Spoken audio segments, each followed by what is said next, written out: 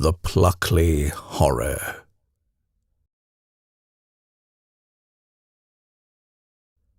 Written and read by Huw Carr. Directed by Brendan James. Warning. Caution is advised before listening to this story.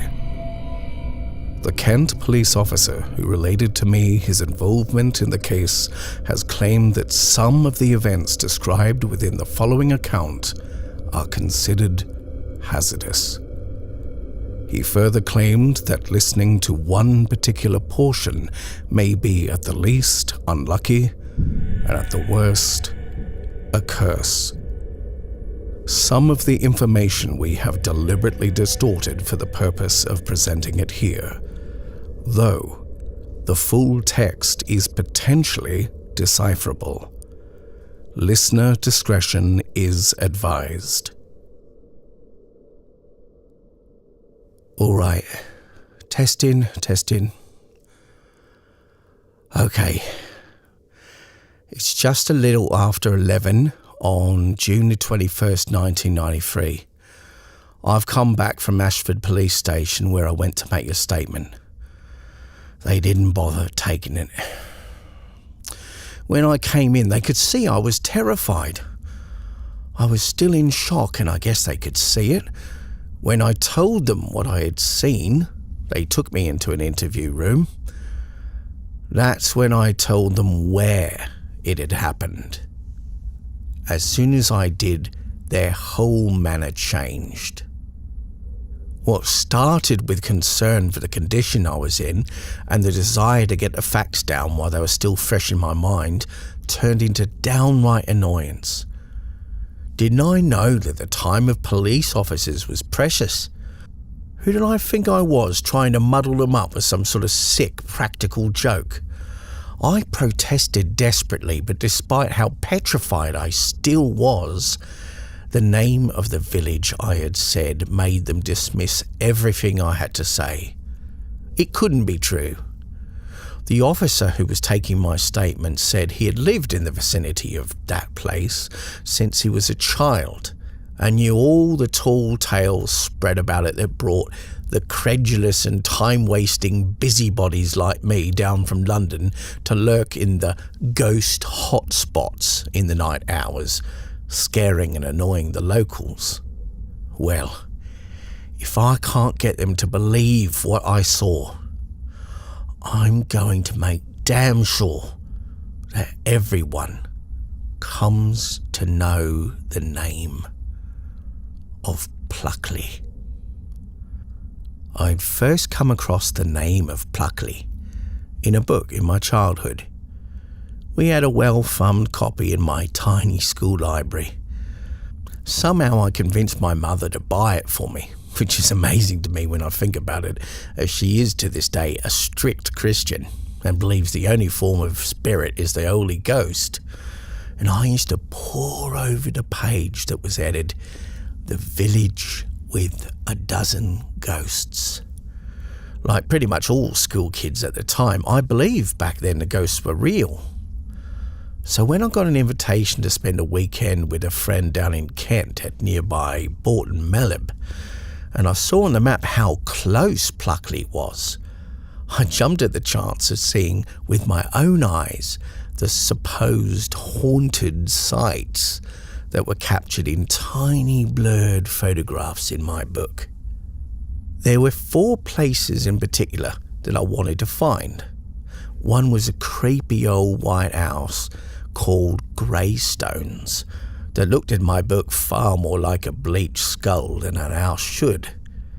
The second was the infamous Screaming Wood, known to the locals as Deering Wood. The third was a laneway known as Dicky Buss's Lane, where in the years of the First World War, a schoolmaster had hung himself and was found by the local children on the way to school. It has been claimed his spectral body can be seen hanging among the trees. The fourth was an aptly named Fright Corner, where a local highwayman named Robert Dubois was supposed to have met a grisly end, run through with a sword and impaled on a tree. Despite the warmth of the morning in Bourton Malib, by the time I came close to Edgerton, a fog had risen up. Now, this wasn't the mild fog I was used to where I live in Ilford. This was a proper pea super. I could barely see more than a dozen yards ahead. Despite this, the locals still sped along the narrow hedgerow-edged lanes. 2 or 3 times I only barely got a chance to get out of the way. It was probably because I was so busy concentrating on not having a collision with a mad local that I got hopelessly lost. That part of Kent has never gotten over the Second World War. Locals claim that back then they took down signposts to confuse any invading German force from over the channel, and since then they've never got around to putting them back up 50 years later. When I realised I wasn't sure I was still on the right road that had been described to me, I couldn't find a blasted sign to steer me right.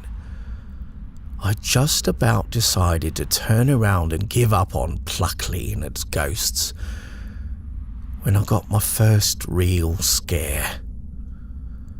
I had half an eye on the rear vision mirror, which for the most part was only showing fleeting grey shapes of trees before they disappeared into the thick fog, and suddenly a shape darted into view as if it was right up at the back window, and I swerved.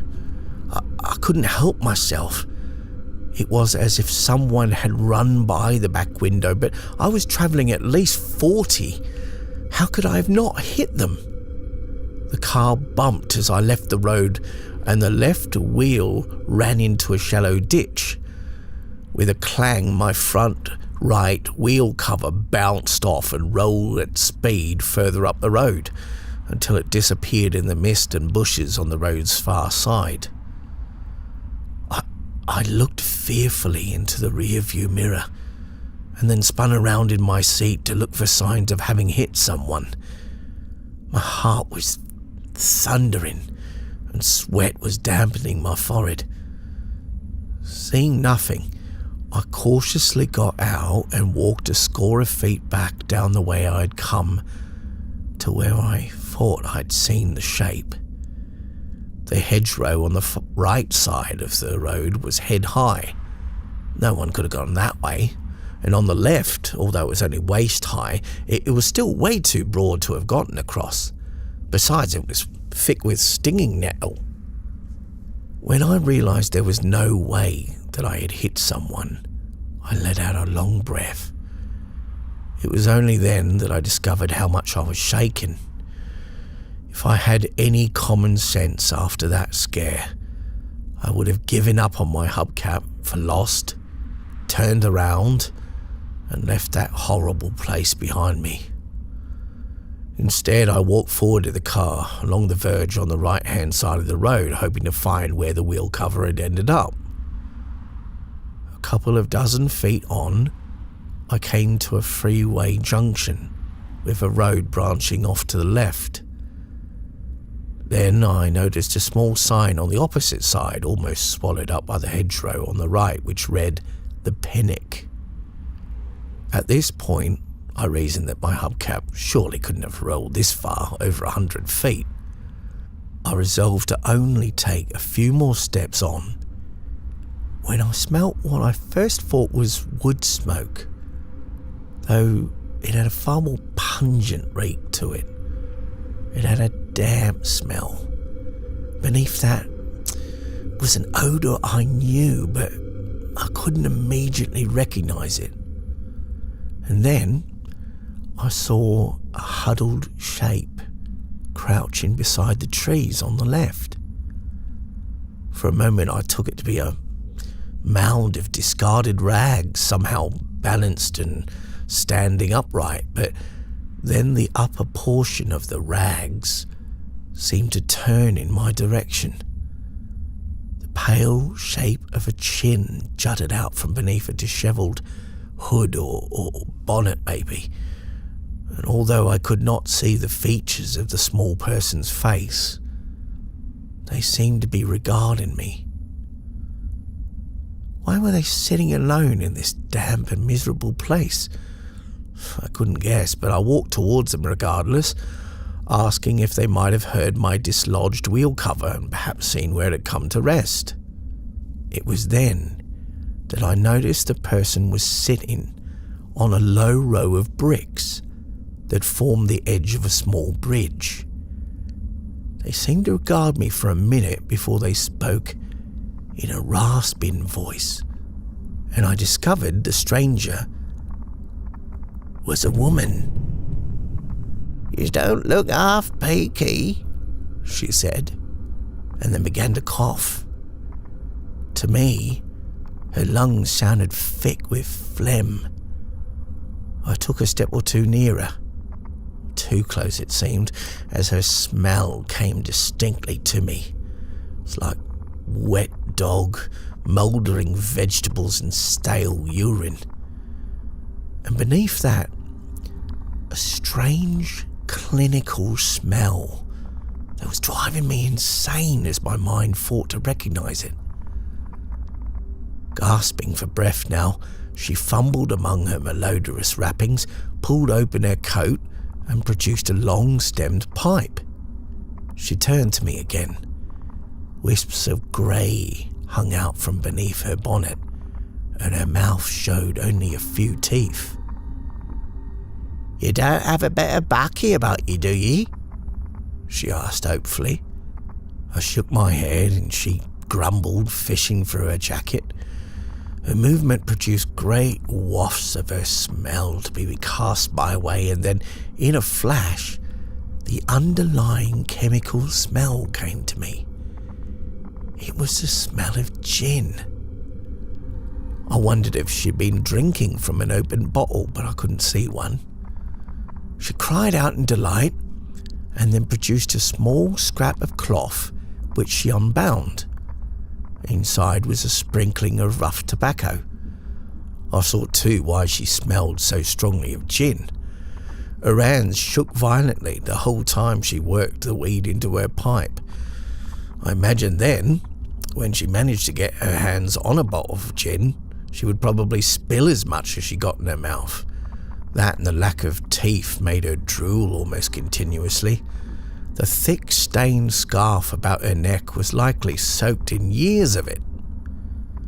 Despite her shaking, she worked with focused concentration to get every shred of tobacco into the bowl of her pipe and pressed it down with a thick yellowed nail. I asked her if she was all right out in the cold. I half thought of playing the Good Samaritan for once. I'd come all this way and got nothing out of the trip. Driving her somewhere warm, maybe down the local pub to buy her some lunch, made me feel there might have been some purpose to coming all the way down here, but then I got another whiff of her, and I knew I'd never get the stink out of my car. "I been come here some twice 20 summers, and I be done all right. Can't get better cress than what grows neath this bridge. I has some for myself, and then I sells the rest." A thought crossed my mind, and I asked, "Do you happen to know the way to Fright Corner?" "Fright Corner, you say?" she replied, and then she coughed again. "You know, it's where the highwayman Dubois, where his ghost is supposed to haunt at night." "Don't know no Dubois, but where Robert Dubois died, where they killed him." She inclined her head in the direction of the junction I'd just walked past. "'Twas there." I remember smiling at this as I turned to look back at the small triangle of green grass where the freeways met. It seemed like the type of place where they would have hung a gibbet. The fog was still thick, so that my car was just barely a dark shape on the verge. I asked if she'd ever heard anything in her 40 or more years that she'd been coming to this spot. The account in my book had said that the ghastly scene was enacted every night. I might have seen some things, but that's not half as bad as what I've heard. But these things ain't for the telling, horrible things. Yous tell of them and they grows on in the telling, see? They're waiting, feeding the souls of people with loose tongues, so that they're always on their lips. They wants it as they can cling on to here, like a leech, and they wants their blood. I can remember those words so clearly now, even though at the time I know I was smiling with a sceptical look on my face. I'd loved to believe in tales like this as a kid, but then in my imagination the world was still full of pirates and monsters. Adult life had sanitized those beliefs. I knew then that the nostalgia of rumour of the place meant more to me than actually hearing the story firsthand. By the stench coming off the old woman and the fact that she apparently couldn't count past 20, I dismissed her as an unreliable witness, a simpleton who probably washed in moonlight to cure her warts. I think the only thing I said in reply was something like, "I'm sorry, who?" The woman regarded me again for a long moment. One hand returned inside her coat and after an effort brought out a small cardboard box. I wasn't sure what the box was for until I saw the words Bryant and May's London Matches. As her hand shook, she slowly opened the box to expose 3 or 4 matches inside before she spoke again. They were large, much larger than a type I was familiar with. When she spoke again, it was barely above a whisper. The shades, the shadows, what people call ghosts. People always makes the mistake. You think ghosts is the dead who comes back, but they ain't. When yous live so close by 'em, yous learn a thing or two. Suddenly, I felt I had misjudged her. If she was simple as I had thought, surely she would just repeat the same old stories everyone knew. But here she was, ready to expound her own potentially original idea. I'd never heard someone say ghosts weren't the spirits of the dead before. Despite the part of me that was already preparing to put on a straight face as she mumbled a hodgepodge of New Age bollocks, there was a part of me that was yearning to be told something new and exciting, like I was a small child again. She placed one arthritic finger into the box and played with a group of oversized matches. I realised she must have chosen the large safety ones because the normal size would be practically impossible for her bent fingers to grip. I was pretty sure that she was weighing up whether she should spill some of her ideas to me. She might have been smart enough to think I would laugh at her ideas if they were too weird. "Why does ye want to know?" she suddenly asked suspiciously. "There's things we ain't supposed to talk about, not until we reaches the blessed place. There them things can't do no harm as they can here." Quickly I thought of all the possible ways to tease this thing out of her that she was holding on to. I could say that if she was interesting enough, we could write it up and put it in the paper. Maybe the article could bring her some money. I looked at her and knew the promise of future money was pies in the sky. I thought about what it must be like for her to be old and forgotten, living in the 20th century and having to live off scraps by the roadside. No little grandchild to visit on a Sunday, sit on her knee and tell stories to. So I said this to her. "Because your story matters. No one else can tell it. And after you're gone, someone has to say they knew something because only you could tell it to them. I can tell that what you're going to say is important. No one knows what you know." That did it. I could see in her face I had said something she hadn't expected.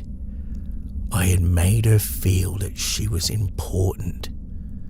She all but puffed out her chest and sat more upright. I was so pleased with myself that I felt a smile of satisfaction rising on my face, so I scratched my upper lip with my thumb to cover it and get hold of myself. She said, "All right," in a hushed way, and then after a pause and a cough, she began. "That the boy's what died there. He's a case that shows what them shades are. He knew, 'cause he was rotten inside through his life. You can hear it when he screams out in the night, the way he did when he was killed there. You see's a good life. They doesn't have no shades waiting round them. Shades stay away from those ones. It's like they've a sour taste to them. The shades, they doesn't live as yous and I does. They has to live on top of life, or over it, so to speak. A ghost ain't the dead. A ghost is a shade that has used the dead to stay. It's stolen them away and using the soul they had to keep them alight, like. You see what I mean?" As she spoke, whether it was the nature of that place and how it looked in the mist, there was something about the very shape of the way those roads joined together that I felt like they had been built that way for a purpose, as if the very angles they joined together formed a shape to hold something there. I don't know. It sounds mad, but that's what I began to feel. Anyway, as she spoke, her words began to make less and less sense. The words I remember here are all that came clearly to me. I know she spoke on and on, but with each utterance the sounds became more horrible to hear. They began to buzz out of her hanging, toothless mouth like someone was breathing through a broken pipe. Have you ever been drunk and tried to listen to the person talking in front of you? You know, they're making sense, but the words or sounds of the words can't penetrate into your mind. It was like that. I began to feel afraid that she wasn't making inhuman alien sounds, but that I was losing all ability to hold on to my sanity. And she went on and on. Her mouth was like a black hole, and out of it a snake-like horror of dark, meaningless words was slithering out. A black hand was reaching out of her mouth with claw-like fingers, reaching for me. She lit her match. A bright little flame of gold blazed in front of me, and suddenly the world seemed right again. She looked up at me with the match half lifted to the bowl of her pipe. Her eyes, which I could see clearly now, were open with, was it terror? "What are you looking at me like that for?" she said, trembling. Her hand shook. The ember that burned in her hand remained poised. It flared and grew in brightness, and I saw a little flame leap along the length of the match and strike out at her shaking fingers. She screamed and dropped the match, which at once fell down into her scarf. "The match!" I yelled, and reached out for where it had fallen. It happened faster than I would have believed. From among the folds of her scarf, a bluish flame spurted. The woman screamed again and struck wildly at it, but her desperate slapping seemed to fan it more. The flame burned a hungry yellow, and within a moment it grew into a fearful, spitting blaze that encircled her neck. Despite the hideous smell of rancid body odour and burning hair, I reached out to try and pull the scarf away. It tightened. She rose with a terrifying shriek as the growing flames consumed her head. I could see her screaming mouth, open and black as the fire made her face crackle. Too late. The idea of pushing her off the bridge and into the shallow creek came to me. She waved like an insane scarecrow in a storm as the crackling fire ate at her shoulders, her bust, and did not pause in its feast until her upper body was one howling pillar of flame. I turned and ran.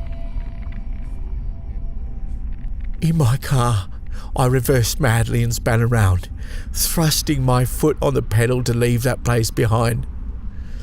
I could not help but see the human-shaped inferno that stumbled and flailed in the reflection of a mirror. I drove blindly. If I met anyone coming the same way, I don't think I'd be here now to record this. I passed through the village of Pluckley, each of the old houses looking like a grey screaming face, topped with a dark bonnet of their roofs. Yet in time, I realised I had to report what I had seen.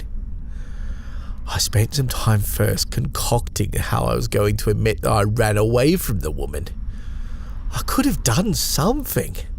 I know I should have tried to save her, but it was the thought of having to see what that fire had done to her face, and the smell of the stench of her body and her clothes mixed with that seared flesh.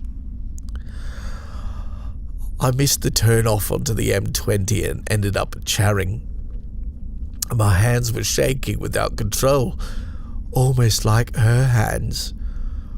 Although I was surrounded by the more familiar shapes of the typical Kentish white painted wood cottages and the more modern brick houses, I couldn't get the feeling that followed me from Pluckley out of my mind. I felt I was being hunted. Something knew what I had done.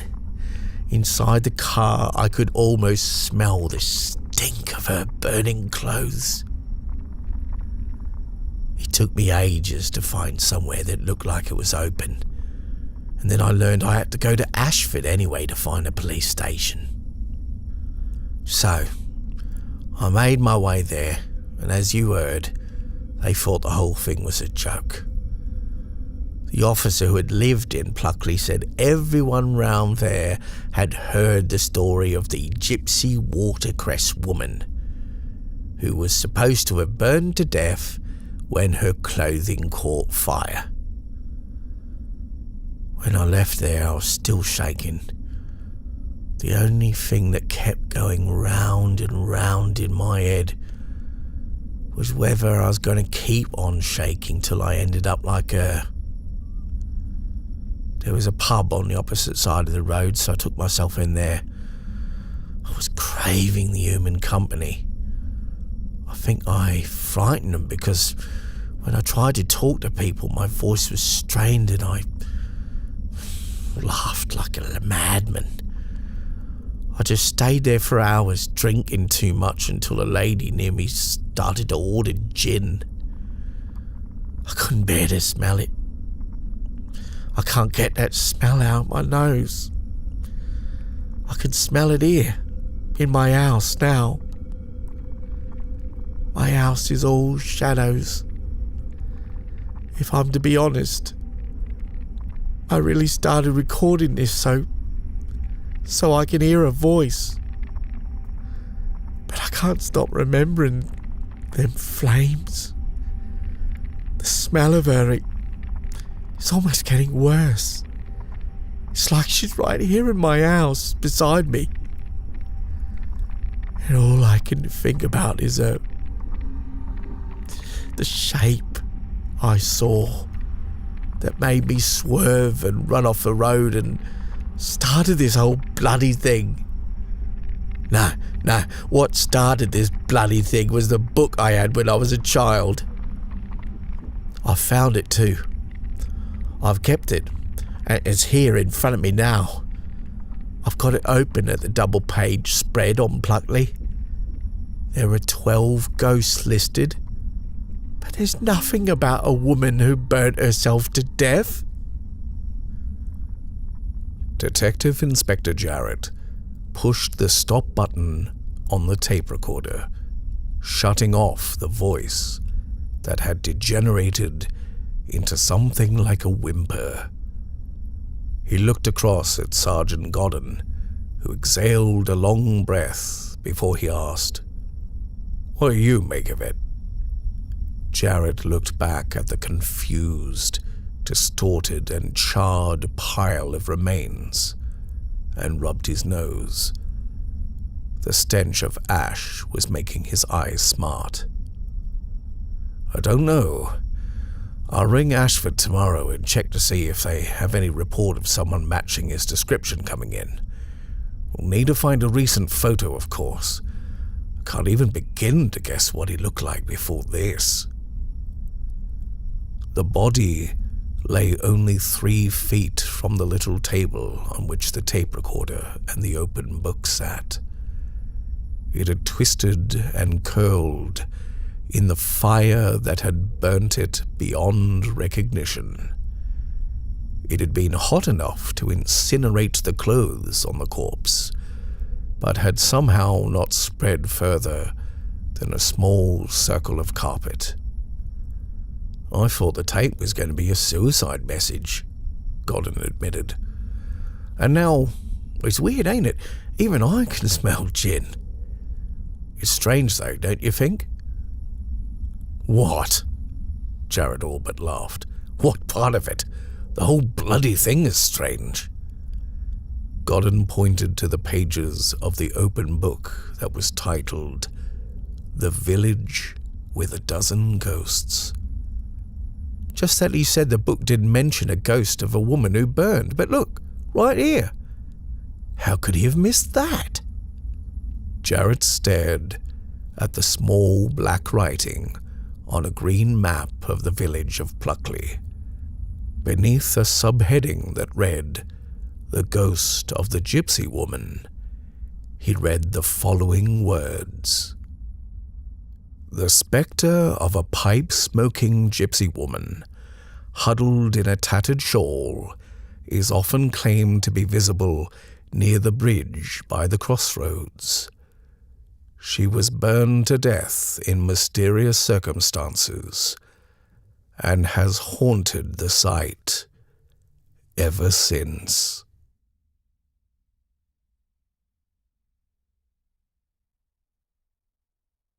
This edition of the Black Dog Chronicles is now available on Bandcamp. You can be the first to own this story and more. Please support our channel by purchasing a copy and telling your friends. If you don't purchase a copy, please remember, we'll start doing ASMR.